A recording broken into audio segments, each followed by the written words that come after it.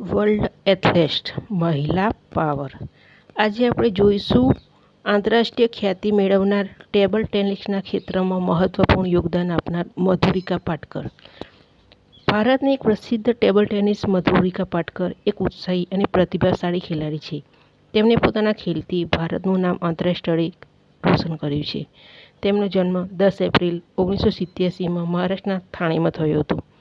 બાળપણથી તેમને રમતગમતમાં રસ હતો. તેઓ શરૂઆતમાં સ્વિમિંગ, ડાન્સિંગ અને ટેબલ ટેનિસ જેવી વિવિધ પ્રવૃત્તિઓમાં ભાગ લેતા હતા. મધુરિકામાં રહેલા ટેબલ ટેનિસ પ્રત્યેના તેના રસને લીધે કૌશલ શૈલજાના ઓળખે પારખ્યો અને તેમની અસાધારણ ક્ષમતાને મધુરિકાના પિતા સમક્ષ રજૂ કરી. પિતાએ તેને પ્રોત્સાહન આપવાનું શરૂ કર્યું. બસ પછી મધુરિકાની ટેબલ ટેનિસની સફર શરૂ થઈ.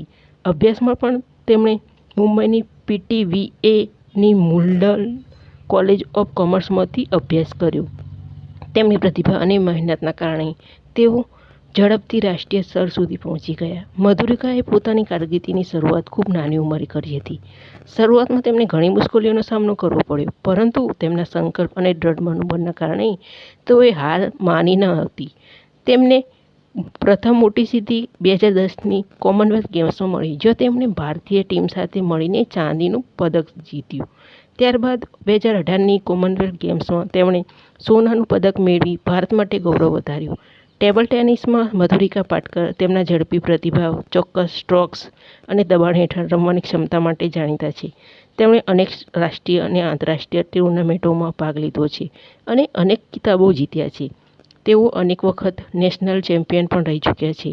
મધુરિકાનું તાલીમ લેવાનું શિસ્તબદ્ધ વલણ અને આત્મવિશ્વાસ યુવા ખેલાડીઓ માટે પ્રેરણાસ્ત્રોત બને છે. તેઓ માને છે કે સફળતા મેળવવા માટે સતત મહેનત, એકાગ્રતા અને ધીરજ જરૂરી છે.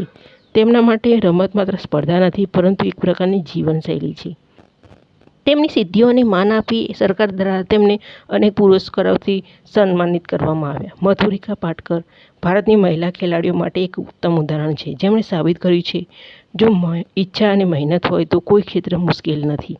મધુરિકા માને છે કે સફળ ખેલાડી માટે માત્ર શારીરિક જ નહીં, પણ માનસિક મજબૂતી પણ એટલી જ જરૂરી છે.